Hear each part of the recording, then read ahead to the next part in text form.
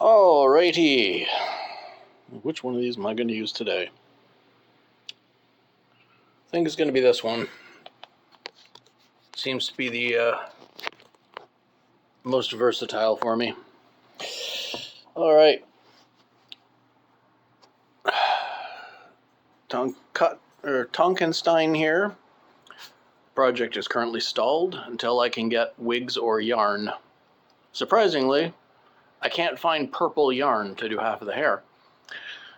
And I can find a purple wig, but I can't find a black wig to cut up to do it, well, properly as opposed to with yarn. Either way, we're stalled until we can get hair. So she can just stand there looking pissed off and bald. In the meantime, other than me having to clean up a little bit here, work must continue.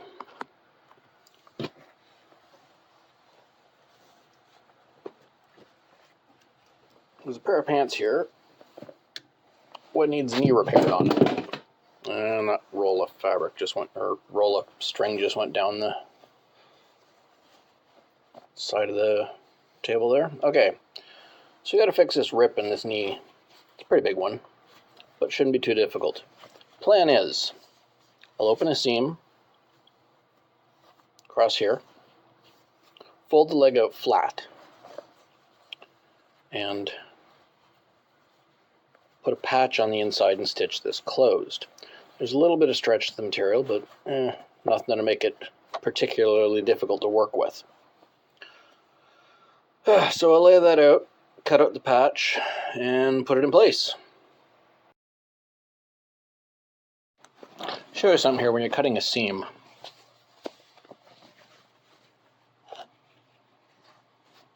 I have changed stands for this one so you can get a down view of it.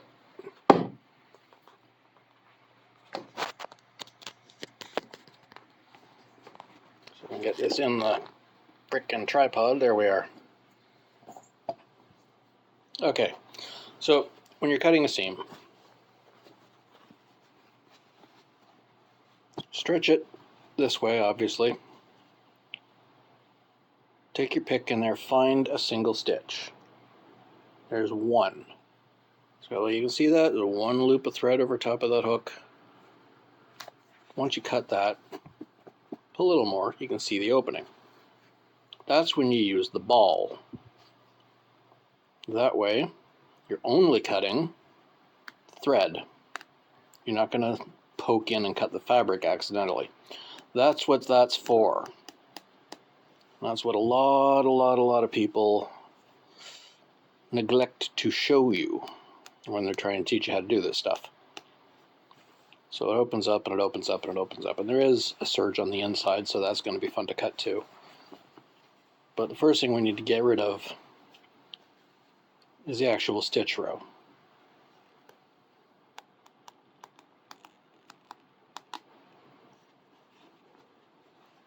And if you're not worried about damaging the fabric, you can actually go a lot faster.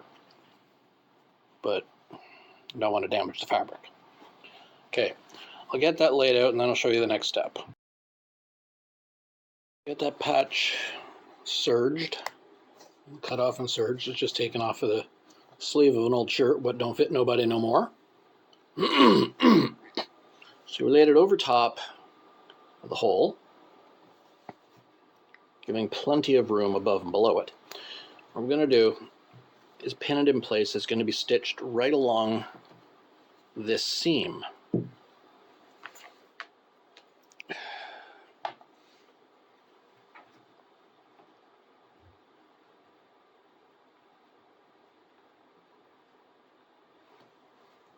So that's not difficult at all. Just a nice straight line, easy to deal with. Once it's there,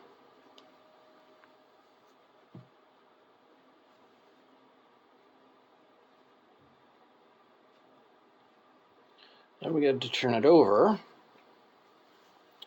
Make sure this is going to lie flat because it rolls up. The material rolls up. So I have to make sure the actual fabric is lying flat before we can pin the sides. That means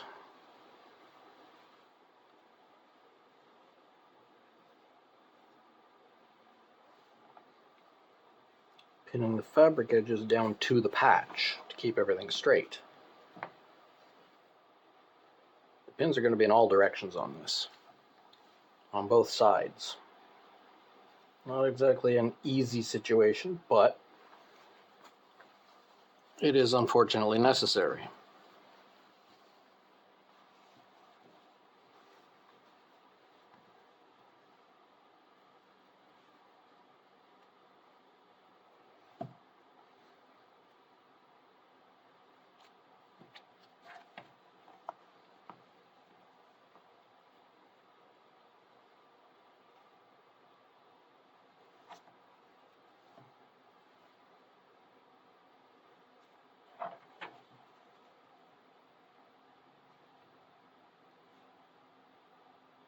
Once these pins are in, I'm going to have to flip it over and pin it in the other direction, then pull these pins out, so it can all be done from one side.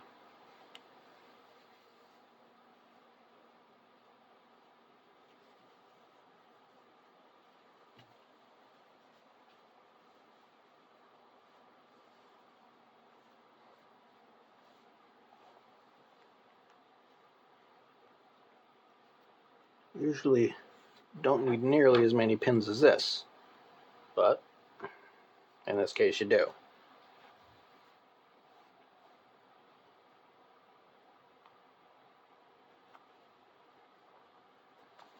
Lay it down again, flatten it out again, just keep doing that until you get all the way to the end. And then we can pin the rest of the inside edges.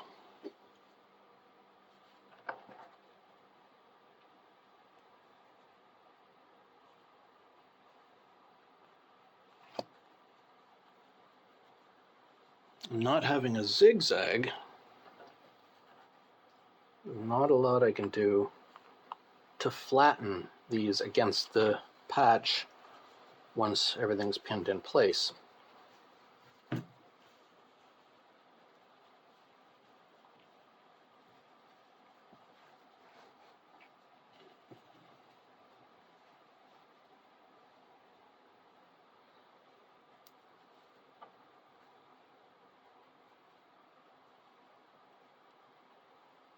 You might notice, once I get this down,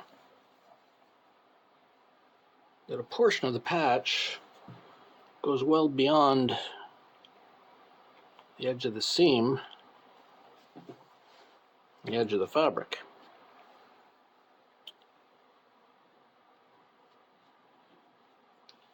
And that's fine,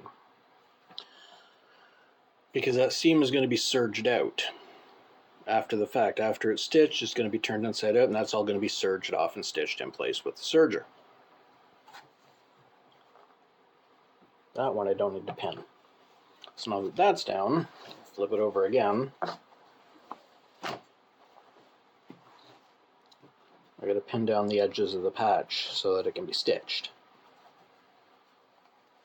So I'll pin that all in. Simple enough, just going along the edge and pinning it like this every so often, every couple of inches, until all the edges are done. Then I can put it on the machine. So once all that's ready, I'll put it on the machine and show you. Mao, I need my stool. Come on, baby. Hey, I need my stool. Gotta come up. Gotta get off the stool so I can sit down and work. I know you don't wanna. Come on. Come on. There you go. Good girl. All right. Get you here where you can see everything, or at least something. We do have a military color thread on there, which is great. It'll match the fabric of these pants.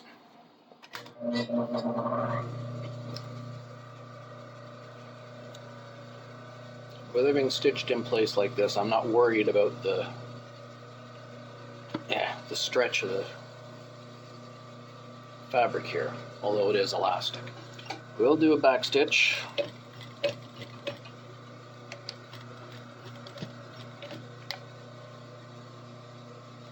Pull the pins out one at a time as necessary.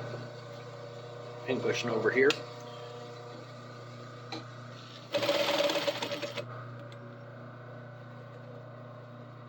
So you get stuff set where you want it to be.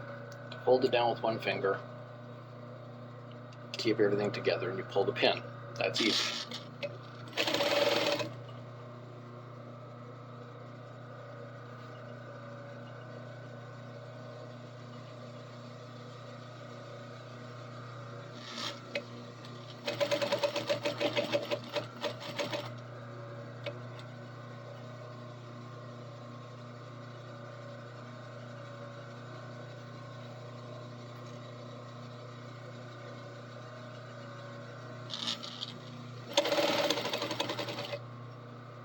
This end, just make sure that seam allowance is folded in the correct direction.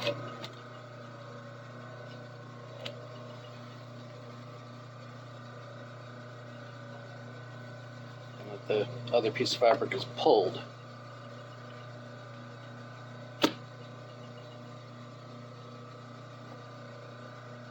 So that don't create no issues.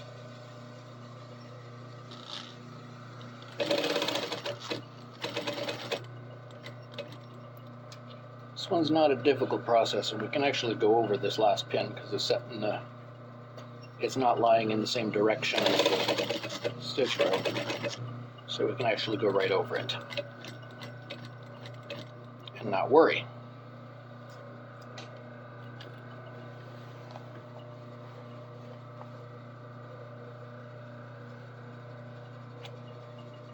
Now we can pull it.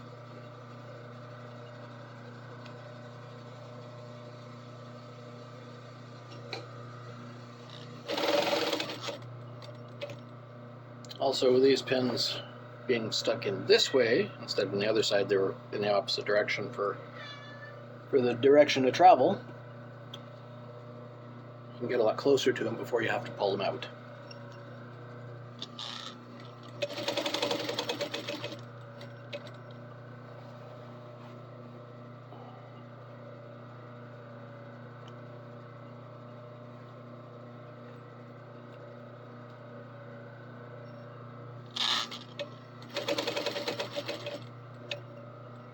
Stuff starts to fold up like that, it's important to pull it back out of the way so it doesn't get caught under the needle. That's something else people don't tend to point out when they're showing you. Like that.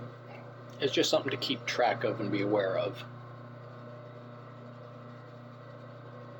And at the end of the world, if you go over something by a couple stitches and you got to pull those stitches out after the fact, but the less work you have to do, the better.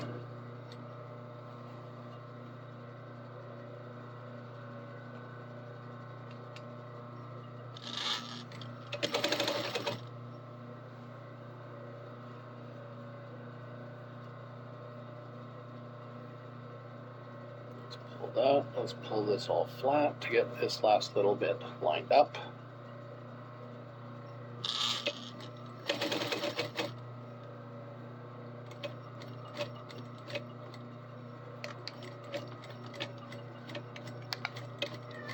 And we backstitch the end of it. Stitch along this row is going to be done from the other side.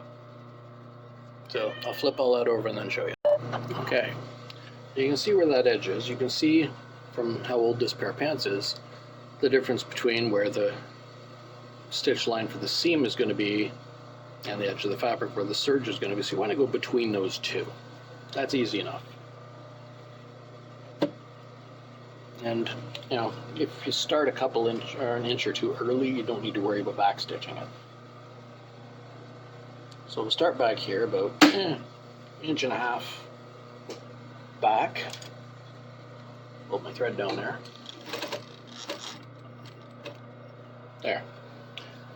Now we can just zip this through quick. Not at lightning speed or anything, but at a reasonable rate that I don't have to worry too much about it. missing a lot of stitches there, and I don't like that. So I'm going to check my bobbin and see if it's tangled at all.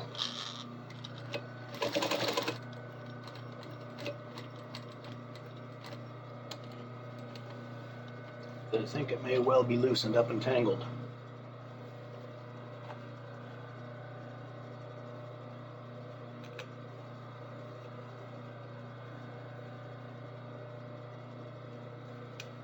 You don't want to be missing stitches if you don't have to, so let's check.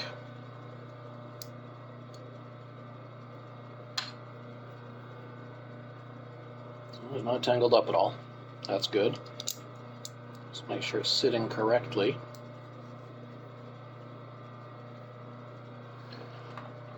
It's always good to check.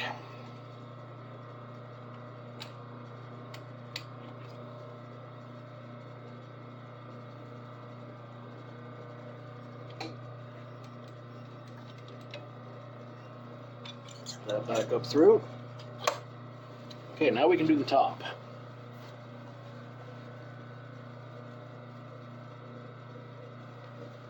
Let's start on this side.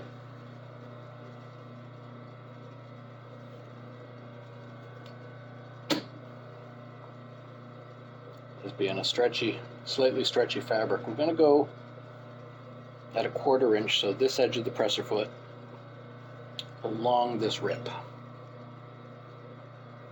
And we'll backstitch it. Ow. And I am definitely going to stab myself numerous times in the process with all these pins. Ah! Like that. Oh, no blood for the blood god this time. Lucky me.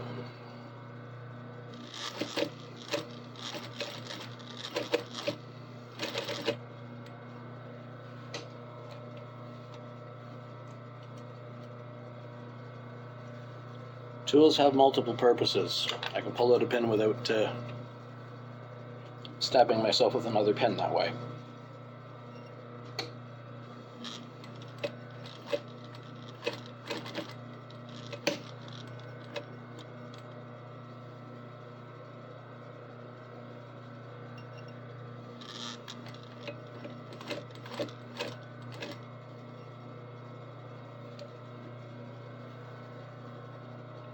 It's a long and tedious process, but once I've got that all stitched down, as you've seen how I'm doing it, then we'll show you the next part, which is the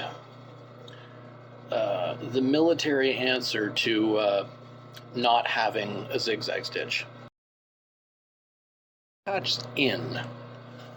So it's in, it's where it belongs.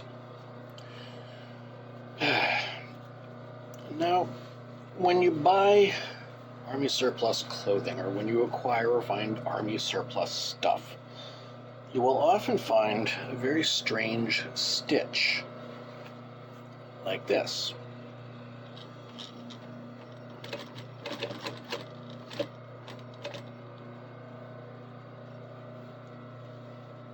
What it is military bases aren't particularly set up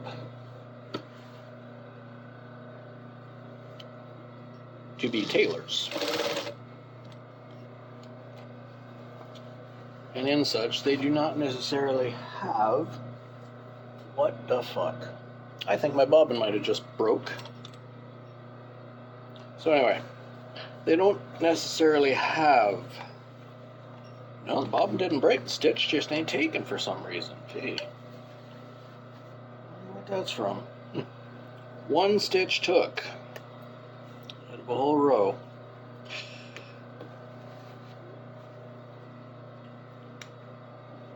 Yeah. So anyway, they're not necessarily going to have or want to spend money on a machine with zigzag, because they're not going to use it.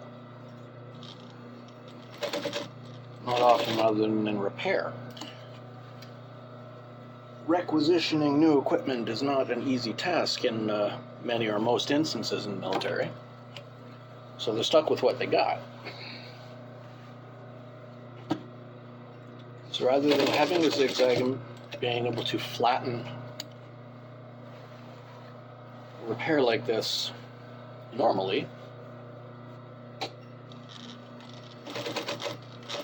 we'll do this kind of thing with it. Just to make sure the patch stays in place and the rip doesn't get any worse than it already was.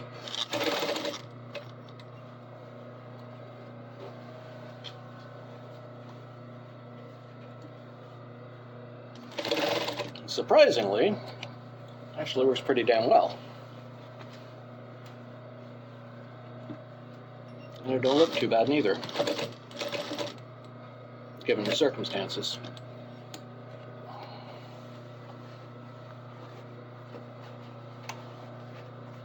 If all we're supposed to be doing is covering the hole,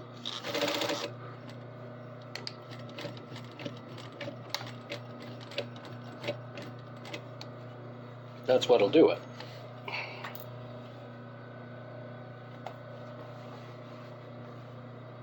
So it looks like that on the back.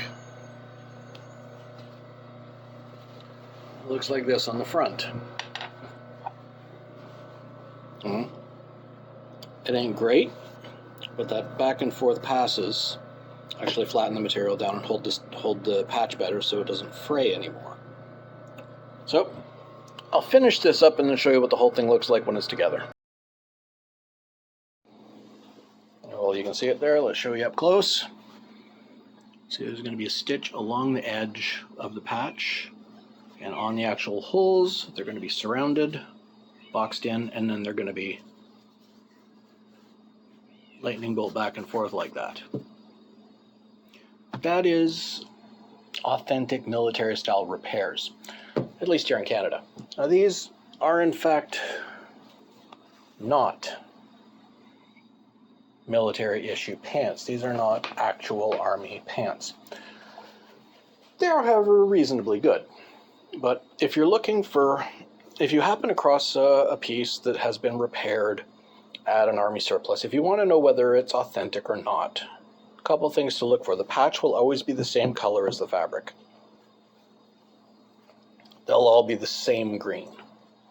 It'll have that outside edge, a square around the damage, and then a long zigzag like that across. And the serge and all the thread, let me get the serge out here. The serge and the thread will also all be the same color thread. They'll all be the same green, not the black like on this. So now you know how to tell real army surplus from fake, at least in Canada. But let me know if you enjoyed this, and hopefully soon I'll get the material to start working on that doll again. Talk to you next time.